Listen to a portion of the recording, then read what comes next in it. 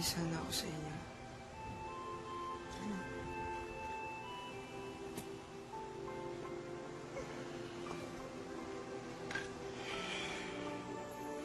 Papabigay ito kay Monet. Matagal na kasi kami hindi nagkikita eh. Namimiss ko na siya. Tsaka pakisabi sorry.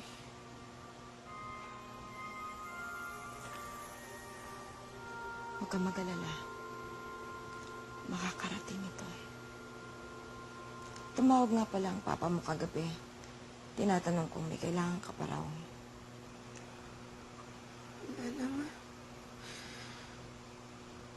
Ibigay niyo na lahat. Sige. Ma? Ito po para sa inyo.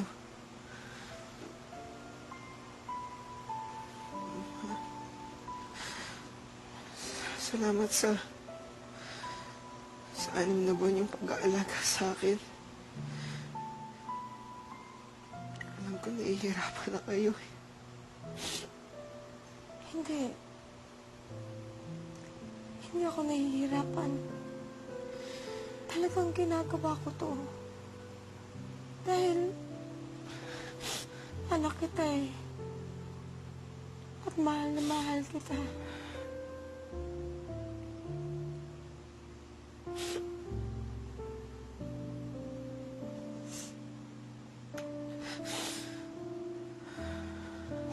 I love you.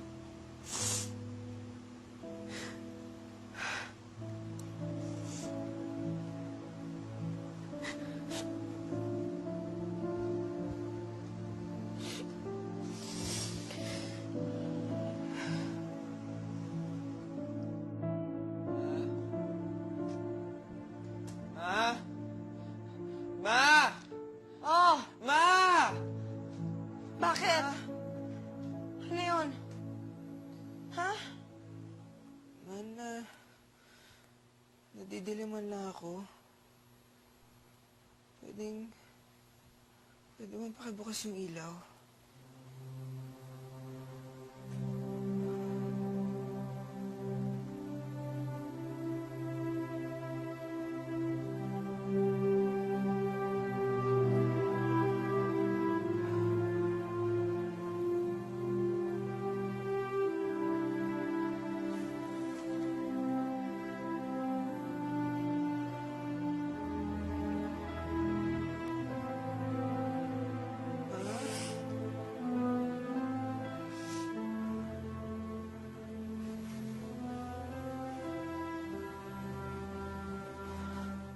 Upos na kandila ang anak ko. Nararamdaman ko na anumang oras ay kukunin na siya sa amin. Kaya't pilit naming hinanda ang aming mga sarili sa mga maaaring mangyari. Ginawa namin ang lahat para maging maginhawa ang mga huling araw niya. Bawat minuto at saglit ay naging napakamahalaga.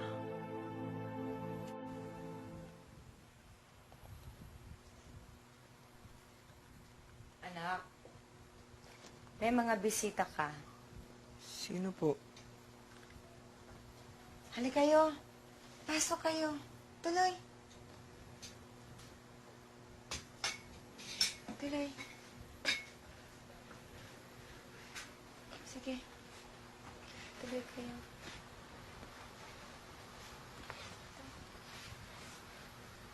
Topper?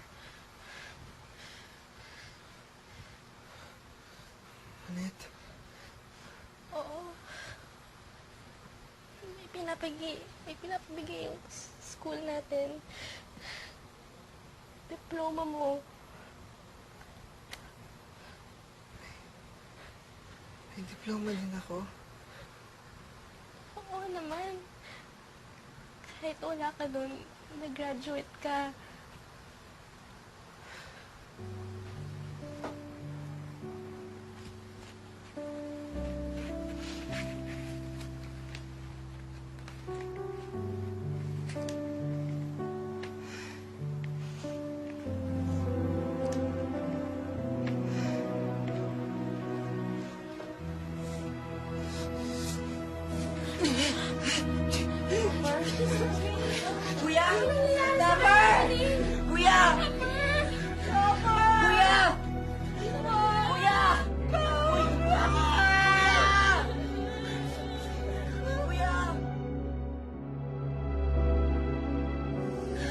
Revelation chapter 21, verse 4. And God shall wipe away every tear from their eyes. There shall be no more death, nor crying, nor sorrow. There shall be no more pain. For the former things have passed away. Let us pray. Our Father, in heaven, holy be your name. Your kingdom come, your will be done, on earth as it is in heaven. Give us this day our daily bread. So forgive those who trespass against us. Lead us not into temptation, but deliver us from evil. Amen.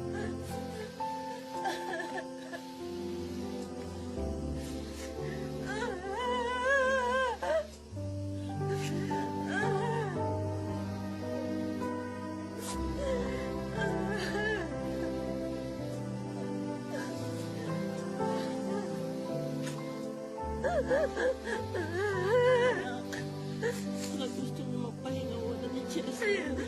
Ayoko. Kami na lang muna magbabantay dito. Ayoko. Ayoko iwanan ang anak ko. Ayoko.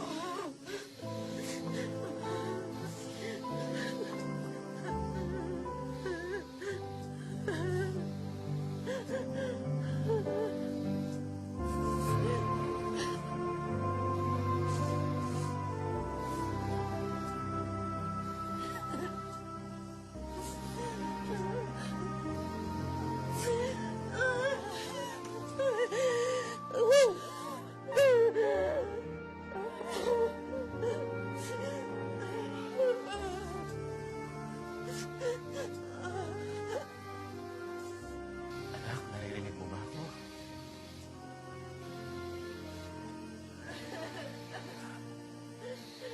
Anak, andito na ang papa, ha? Pasensya ka na. Ngayon lang ako nakauwi. Mahirap kasing kumuha ng leave, eh. Gustuhin ko man ang umuwi ka agad para alagaan ka. Hindi naman yun basta-basta, eh.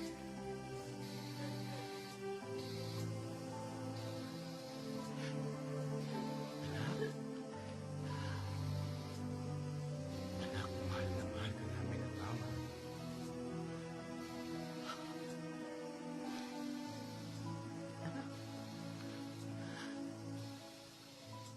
At kung nahihirapan ka na, pwede ka nang bumitaw. Pwede ka nang bumitaw. Okay lang.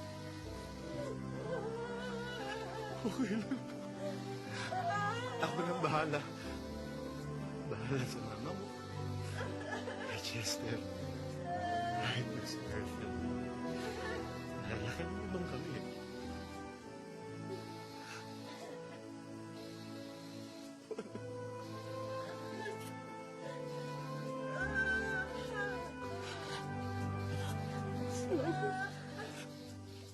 I love you. I love you.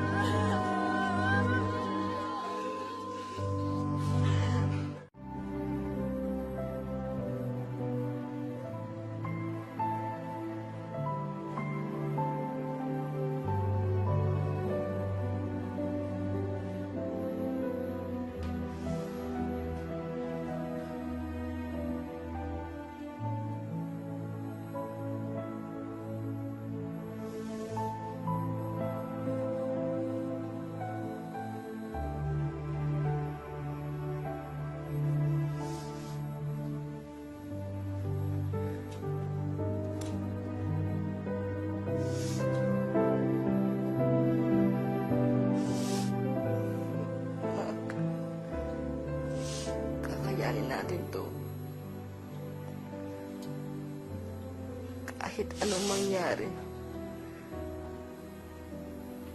hindi ko kayo iiwan.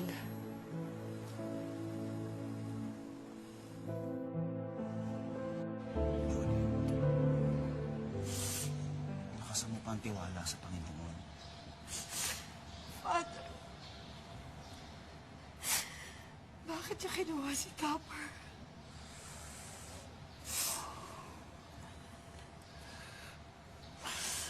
Alam kong mahirap pero marami talagang bagay na hindi natin maintindihan eh.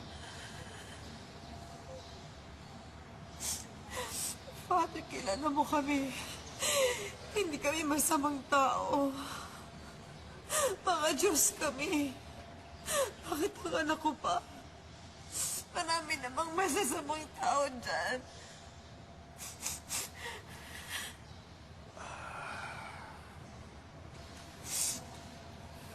Yoli,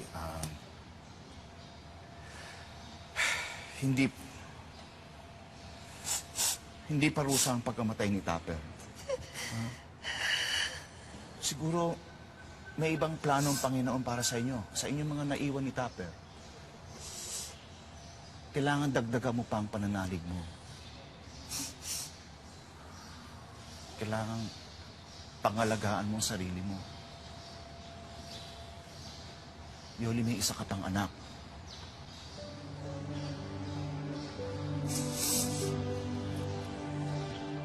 Alam naming darating ang oras na mawawala si Topper, pero hindi pa rin kami handa sa sakit at paghihirap ng kalooban na pinagdadaanan namin.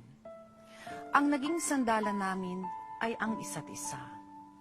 Bagamat umalis agad si William para magtrabaho, sinubukan namin ni Chester na maging matatag.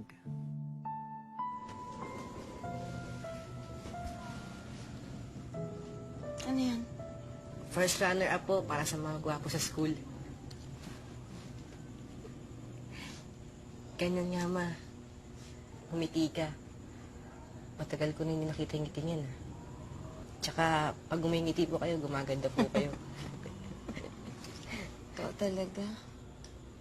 May lagnat ka na naman. Okay lang po ako, ma. Sinat lang po yan. Hindi, nung isang araw may lagnat ka rin eh.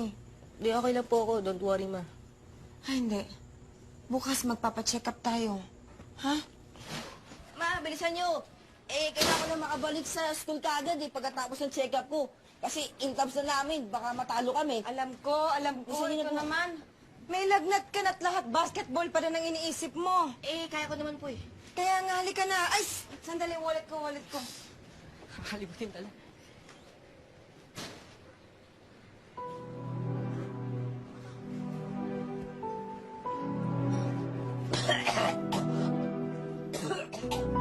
Halika na. Anak! Ano nangyari sa'yo? Ha? Bakit? Ano yun? Sakit mo na dyan ko eh. Bakit ako mo? Masakit mo. Halika na. Ito, tsaka mo matagal pa yung resulta eh. Alis na kaya ako. Gusto ko na mag-basketball eh. Ano ka ba? Hindi ba sinabi ng doktor na baka dengue? Kaya kailangan malaman yung resulta ng blood test. Excuse me, Mrs. Robles. Doc, May I have a word with you? Nakuha na po namin ang resulta ng blood test ni Chester. And it's not good. Your son has leukemia. Yung leukemia niya is called acute myeloid leukemia. The symptoms lumalabas lang kapag na-diagnose na. And I'm sorry, pero malubha na ang sakit niya. And maaari na siyang hindi abutan ng bukas. huwag mo sabihin yan. Hindi mamamatay ang anak ko. I'm really sorry.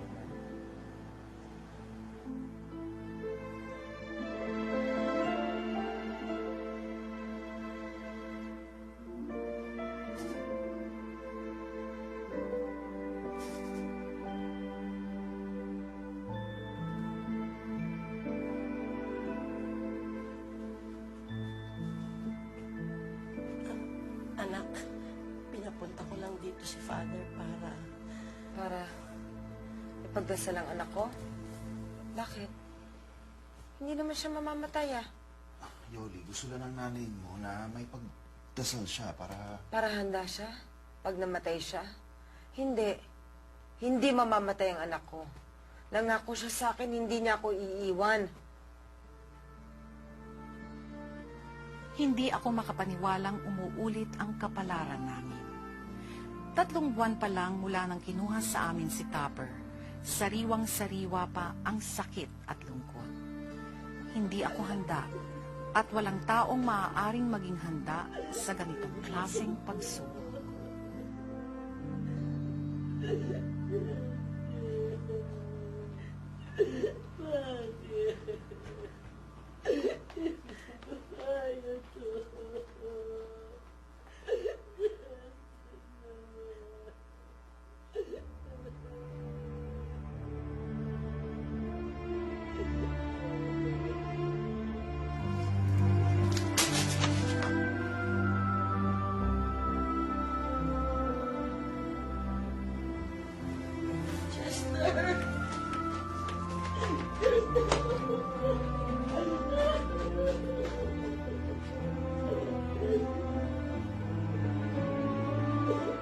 Topper, may panahon ako para ihanda ang kalooban ko.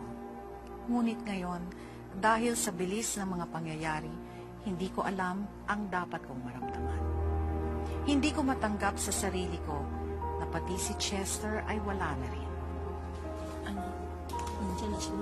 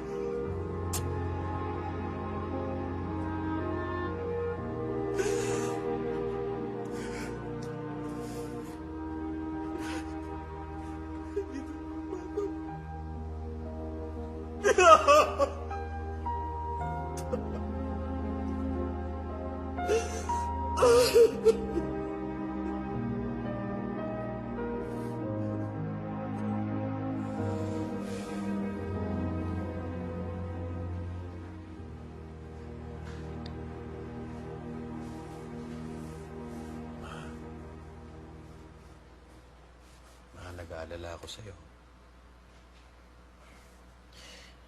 Hindi ka nagsasalita. Hindi ka umiiyak. Hindi ko man lang alam kung anong nasa sa loob mo.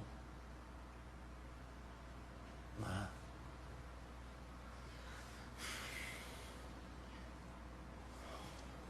Yoli, kailangan higpitan mo pa ang kapit mo sa Diyos.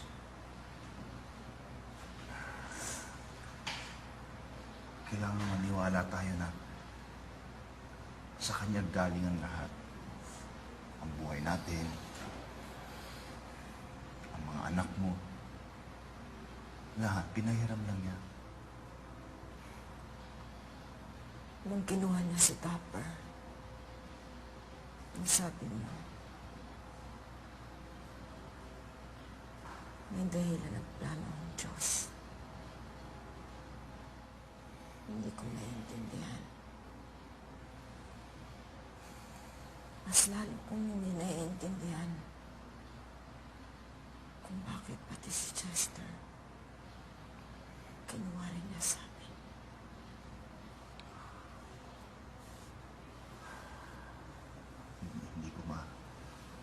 Hindi ko masasagot ang tanong mo.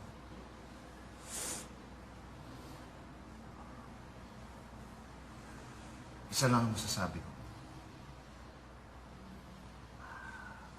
Masaya sila kung nasaan man sila ngayon.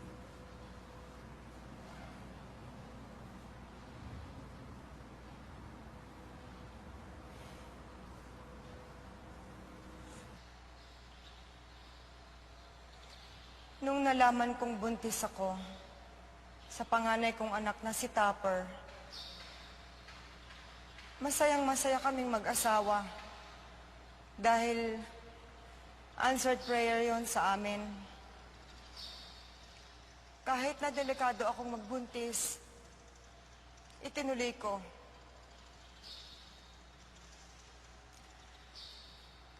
Pinagdaanan kong muli ang lahat ng yon nang ipinanganak ko naman ang bunso kong anak na si Chester. Sa 2 pagkakataon, muntik na akong mamatay para lang maisilang ko ang aking mga anak. Pero paulit-ulit kong gagawin yon kung kinakailangan. Ibubuwis ko ang aking buhay para lang sa isang araw na makita silang muli. Marinig na nagigitara si Topper at makitang nangungulit ang anak kong si Chester. Para lang mayakap silang muli. Kahit na isang sandali lang. Kahit na isang saglit.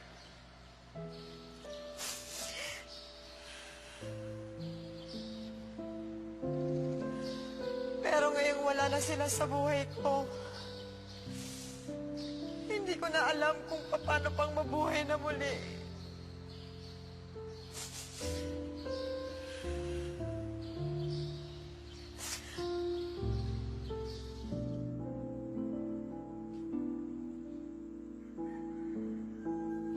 Hindi ko alam kung paano ko itatawid ang bawat araw na wala na sa piling ko ang aking 2 minamahal na anak. Halos lahat ng mga bagay na nakikita ko at mga lugar na pinupuntahan ko ay sila ang nakikita ko.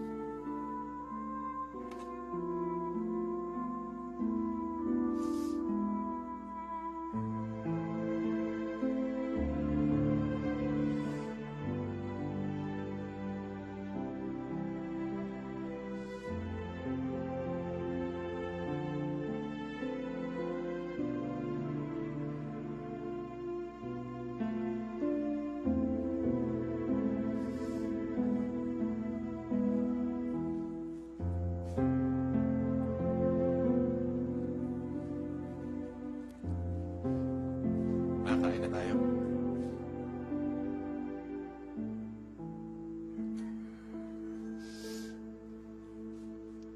Ma,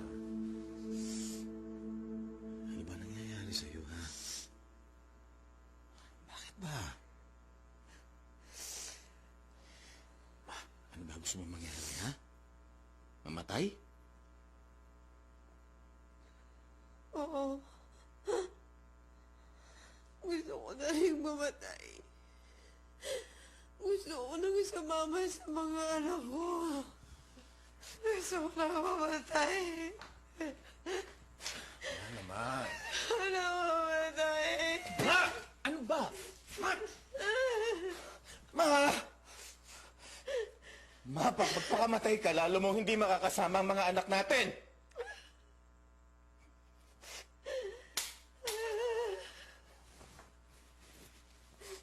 Anak ko.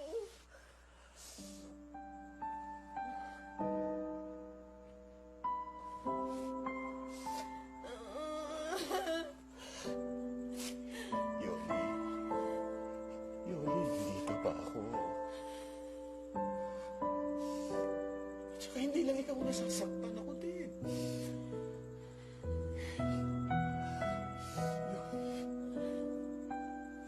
Mas maswerte ka pa nga sa akin dahil sila nakasama mo sila hanggang sa huling sandali ng buhay nila. Pero ako, gustuhin ko bang makasama sila. Hindi ko na maibabalik ang panahon na magkasama kayo muli.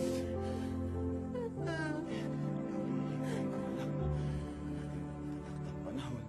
Dahil alam ko pag umakilang ako ngayon.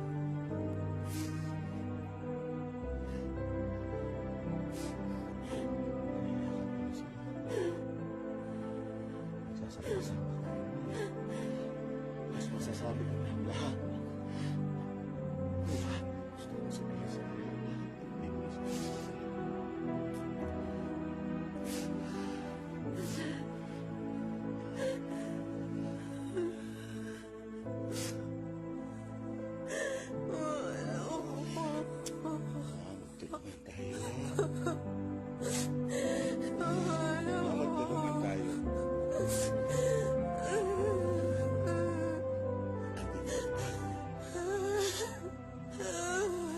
Ayokong pati ikaw ay mawala sa akin. Ay, Yoli? Yoli?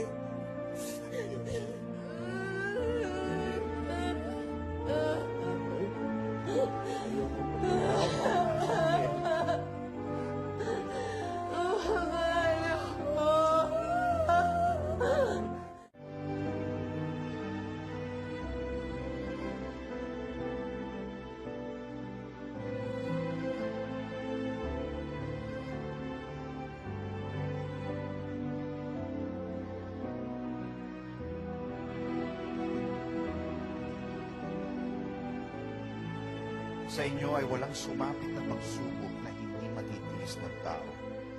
Ang Diyos ay matapat at hindi niya ipinahihintulot na kayo subukin ng higit sa inyong makakaya. Ngunit sa pagsubok ay bibigyan kayo ng paraan upang makailang at ng lakas upang matiis yun.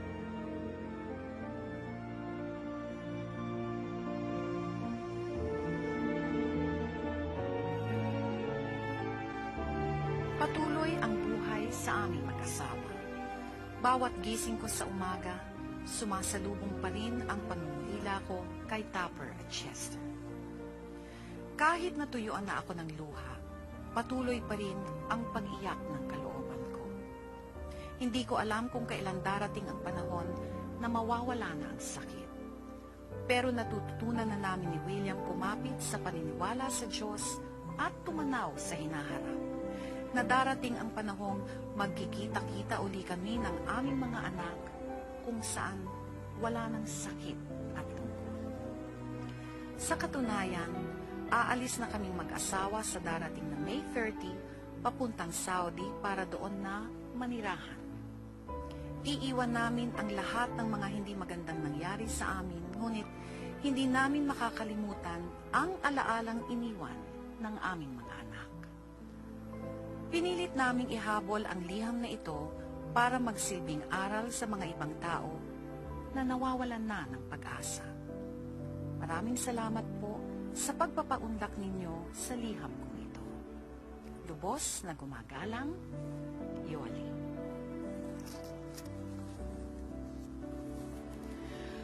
Ang pagsubok ay hindi lamang sa pagdating ng mga trahedya sa buhay.